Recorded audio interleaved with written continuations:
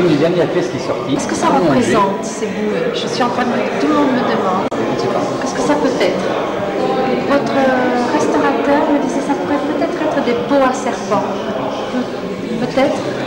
Vraiment, moi, sur le dessus, ça pourrait être un pot à serpent, d'où le serpent sort. c'est possible, mais c'est pots à serpent, comment est-ce qu'ils tiennent là? Comment est-ce qu'ils tiennent sur les bords? Il y en a 4, oui. Il y en a des deux côtés. Les deux côtés. Alors, c'est très expressionniste, c'est une des pièces les plus expressionnistes de l'art génie, avec une espèce de soupage personnel, tout en creux, vous voyez, tous ces creux se doigts, mange les doigts, et le serpent qui vient tout près, qui est là. contre la marine.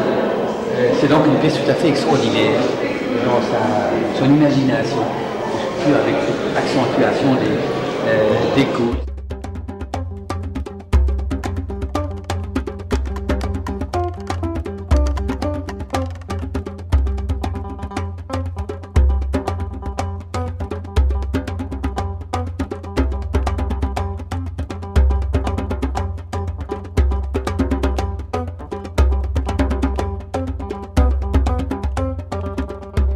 Alors ça, c'est aussi une des pièces qui est rentrée dernièrement. Ça veut dire que c'est un grand objet classique. Malheureusement, la tête a disparu. Et la tête, d'après ce que l'on peut voir d'après la structure, il y avait donc un petit personnage. On voit les deux pieds et pas des jambes qui surmontaient probablement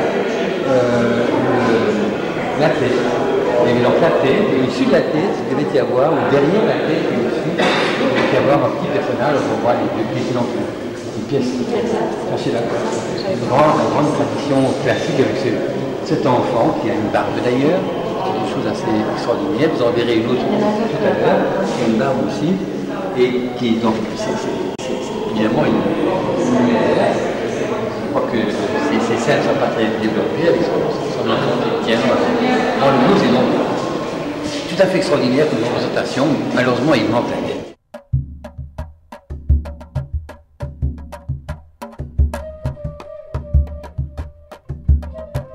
Là, c'est un autre aspect. Là, c'est le côté descriptif d'une civilisation. On reproduit les gens, ce qu'ils faisaient, comme ils étaient. Et là, c'est vraiment l'homme. Certainement l'homme, ça va dans cette position assez curieuse. Il y en a deux, je crois, ou trois comme cela. Et c'est le côté représentation de la société, représentant du guerrier. Et ça, c'est des choses beaucoup plus humaines, beaucoup plus proches de la réalité. Plutôt genre portrait, très très touchant comme position.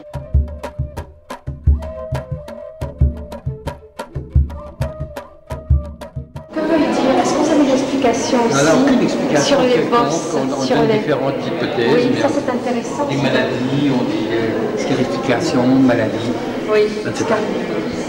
C'est vraiment. C'est intéressant cette. Là, c'est le côté déjà plus mystérieux de cette civilisation. Qu'est-ce qu'ils ont vu? C'est probablement un objet plus religieux. Probablement. Est-ce que c'est représenter quelque chose? Vous dites une maladie, je ne sais pas. Mais il y en a quelques-uns comme ça. Oui, qui ont des espèces de bosses. Comme ça. Mais c'est très très beau comme tête. Il y a toujours ce dessin d'avancer de la tête. Beau peut-être, mais super.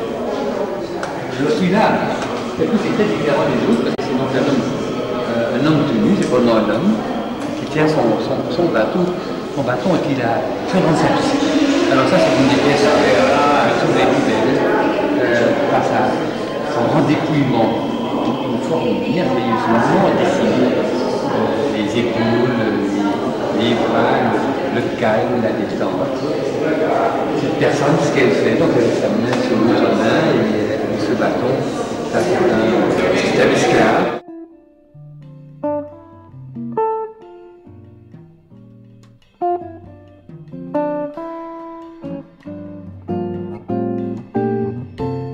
Celui-là, c'est un qui tient un coup, c'est encore un très probablement pas tellement civilisation que c'est un peu dans la pièce. Et c'est aussi beau, les scènes ont une extraordinaire forme, ce sein. Bon, malheureusement, la bouche est un peu abîmée. Oui, c'est dommage. Mais c'est fort. Hein. La carrure des absolument superbe. Probablement aussi un portrait avec son collier.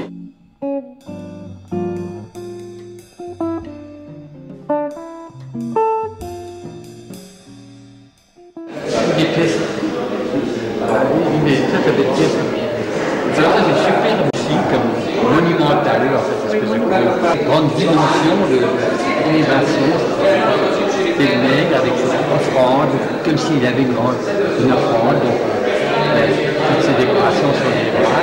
Et un visage qui est un visage tout à fait différent, parce que c'est un visage, donc c'est une autre zone, c'est la zone Ségou, c'est des choses beaucoup plus abstraites et moins réalistes comme visage. Et moi j'aime beaucoup, c'est un peu animal comme visage, mi-animal, mi-humain. Alors il y avait là aussi quelque chose devant qui était un pot et probablement un cheval, quand on voit les traces à droite, donc il doit plus un cheval peut-être. Un cheval.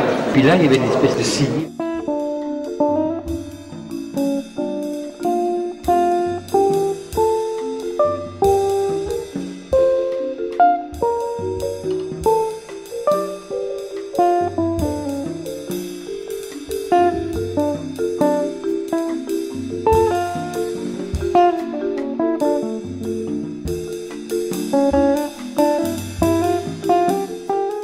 C'est un portrait de cette femme qui avait, elle est très très grosse. Ce bras est magnifique. Alors sur cette rondeur, il y a certaines pièces comme ça qui sont tout à fait rondes.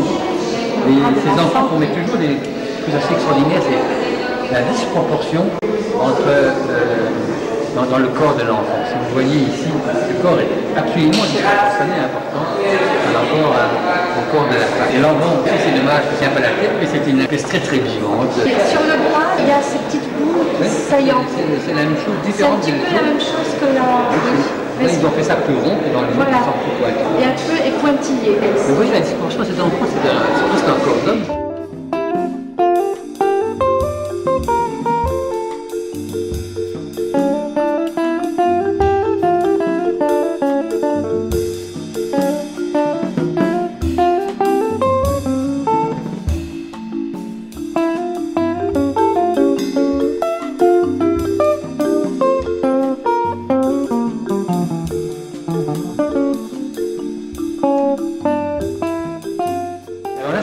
Parce que bon, ces deux enfants, ils ont des barres. Et alors, les enfants qui sont un peu disproportionnés, c'est assez grand.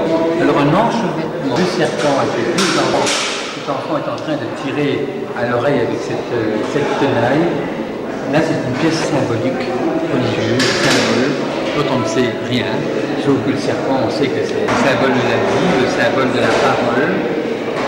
En tout cas, c'est pas l'ennemi, c'est quelque chose avec lequel on vit, qui est plutôt quelque chose de constructif et de positif. Et alors pourquoi ces deux enfants, de cette façon-là, avec ces serpents? Alors comme il n'y a rien, alors elle a cette superbe tête, un petit peu penchée, puis on tire évidemment sur son oreille, ça lui fait un petit peu mal, je suppose, elle est comme tout ça. Et là, c'est cette air de grande souffrance, certaine souffrance. Une pièce seulement très importante, et c'est là qui a déclenché la vocation de Guignot.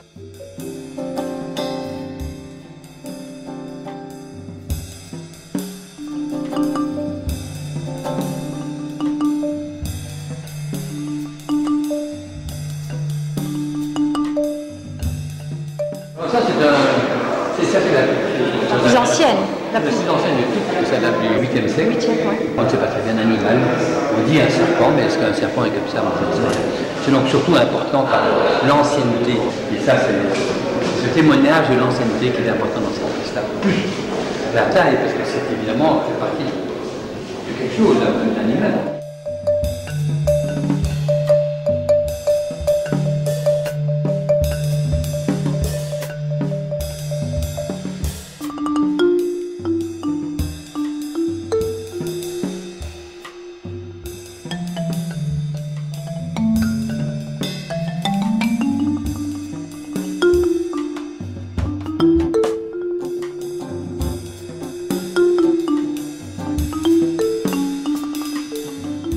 Là, c'est probablement des portraits, sauf celui-là qui a en plus quelque chose de spécial.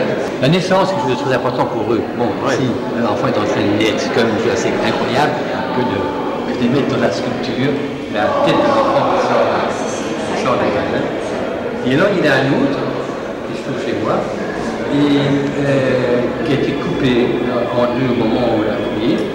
Et aussi en couvrant comme ça, on l'a ouvert, on a graffé dedans, on l'a mis dans le ventre, et puis on a cuit la statue avec l'enfant dedans. Donc c'est très possible que tous ceux qui ont l'autre, peut-être la maternité, elle a peut-être encore un enfant dedans. Et ça, c'est l'imagination. Impressionnant, très impressionnant. Alors c'est beau, cette position est très belle, c'est une pièce très ancienne. bien plus... Elle a 1000 ans d'âge, donc c'est parmi les anciennes.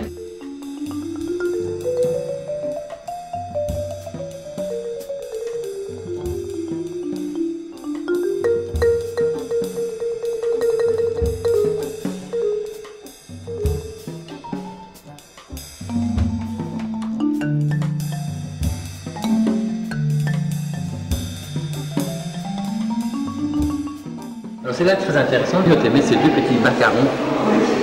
C'est sain. Et la coiffe est belle aussi. Est-ce qu'il y a pas quelque chose d'un peu égyptien dans cette position? Là, c'est tout à fait net. Dans la coiffe. On pense qu'il y a eu des influences nilotiques sur cette sculpture, puisque c'est toutes les caravanes descendaient du nord-est à travers du Soudan, de l'Égypte. On le trouve dans la peinture rupestre. Ça là, très belle aussi avec cette position-là. Classique. De prière, Méditation. Mais ça, c'est une signification précise. Je ne sais pas si mon fils en parle dans le catalogue.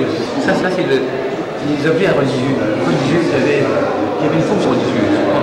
Parce que donc, certaines étaient, comme je dis, des portraits, et d'autres étaient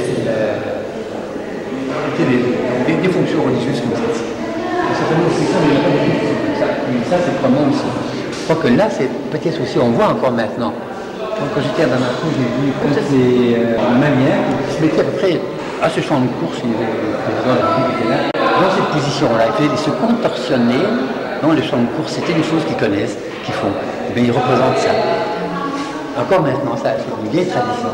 Alors, c'est une représentation de quelque chose qui existe, ils n'ont pas inventé, ça, ils n'inventent pas.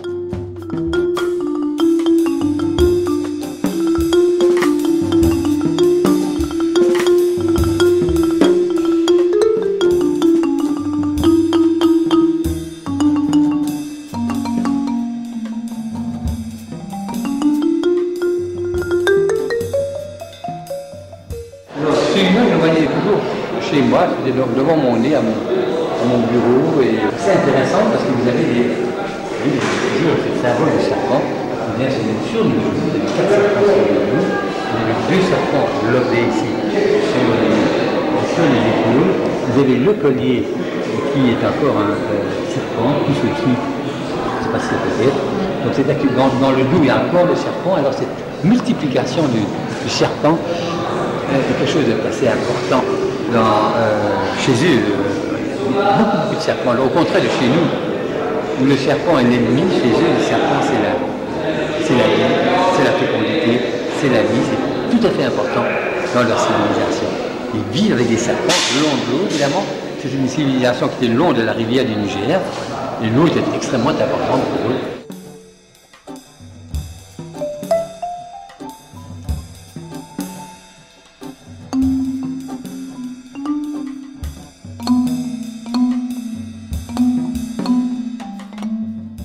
C'est le symbole à l'époque, la fin des années 80. Mais c'est que Pierre Sachs, je l'ai vu chez moi. Puis, il était sur une cheminée. Il y avait un photographe polonais, très méticuleux. Chaque fois, ça prenait 1 heure ou 2 heures. Puis, ils sortent ça de la cheminée. Et alors, il trouvait ça tellement important, au fond, tellement différent de l'art africain, tellement proche de civilisation méditerranéenne, qu'il a dit, je vais mettre ça comme couverture de mon livre, parce que justement, ça sort de l'ordinaire. Et en même temps, c'est très beau, les mains sont absolument super. C'est les mains contre la joue, avec ces seins qui viennent entre les bras, c'est très beau mouvement, c'est beau mouvement le dos, très belle proportion.